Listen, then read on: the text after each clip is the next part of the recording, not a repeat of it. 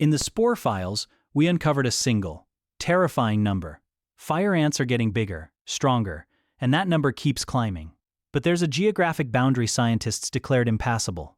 A thermal wall these supercolonies could never conquer. They just crossed it. So what suddenly allowed them to shatter a rule that was supposed to be absolute? The frozen barrier was not a theory. It was a measurable kill zone. For decades, any fire ant colony attempting to move above a specific geographical line simply vanished after the first hard winter. That line ran roughly along the 33rd parallel, from southern Texas across to northern Alabama. It traced the southern extent of sustained soil freezes. The kill mechanism is brutally simple. Fire ants require internal body temperatures above freezing to survive. Unlike hardy native species, they do not produce glycerol, a natural antifreeze, and their exoskeleton offers no insulation. When the soil temperature drops below 28 degrees Fahrenheit for more than a few days, ice crystals form directly inside the queen and worker ants, rupturing cells. The entire colony, sometimes containing 250,000 individuals, dies in a single week.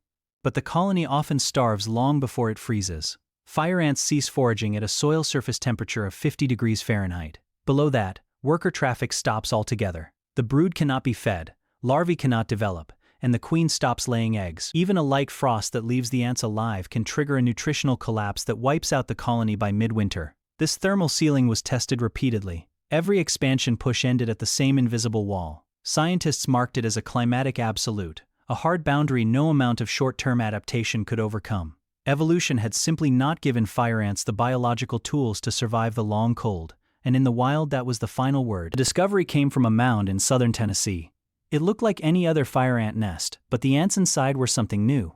A genetic test revealed a hybrid, a cross between the red imported fire ant and a different species that had lived in the United States for much longer, the black imported fire ant. That second species carries a set of genes that rewires winter physiology. When the two mate, their offspring inherit a combination neither parent had alone. These hybrids produce glycerol at levels up to 10 times higher than pure red fire ants. Glycerol works like antifreeze inside the cells, allowing body fluids to remain liquid at temperatures that would normally form lethal ice crystals. Their supercooling point drops by nearly 4 degrees Fahrenheit, well below the 28-degree kill threshold that once erased entire colonies. In the lab, hybrid colonies exposed to simulated winter soil temperatures survive twice as long as pure red imported fire ants. And in the field, that advantage is redrawing the map. By 2017, hybrid mounds were documented 60 miles north of the old boundary in northern Alabama.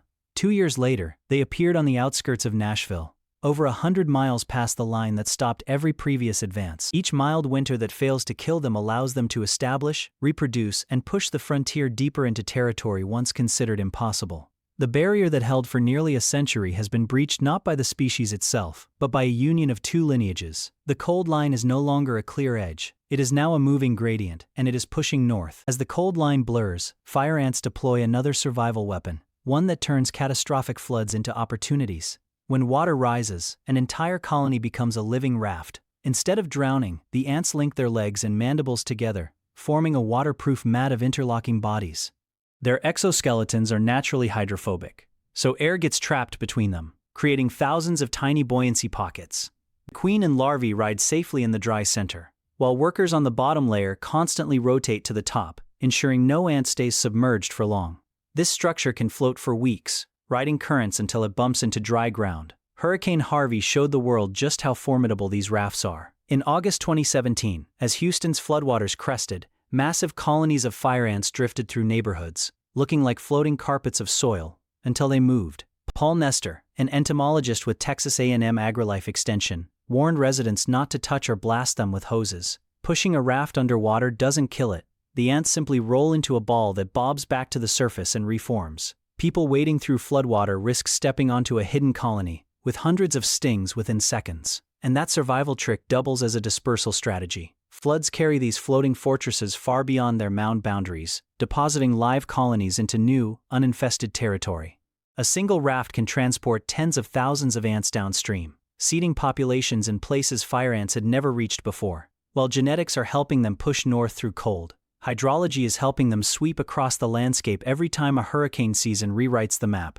But the most disturbing line fire ants are crossing isn't drawn on a map. It's the one that separates nuisance from lethal danger, especially for those who cannot fight back. For ranchers, the toll is measured in damaged equipment and dead livestock. Fire ants swarm newborn calves and foals, stinging soft tissue around eyes and mouths until the animal goes blind or suffocates. They invade electrical boxes, chew through wiring insulation, and short out irrigation pumps.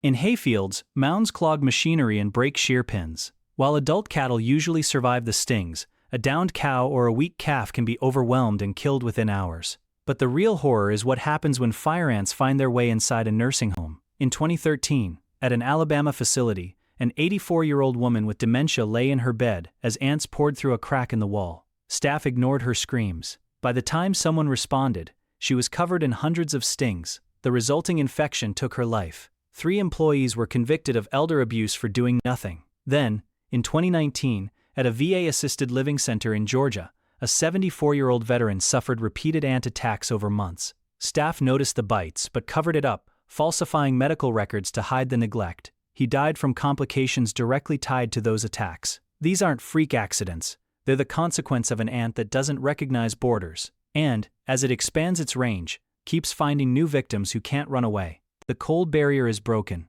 Hybrid ants are pushing north, and rafting floods speed their spread into places scientists once thought impossible. Awareness is our only defense. Thanks for watching. Let us know in the comments how you're protecting your community. Subscribe for more science and nature updates.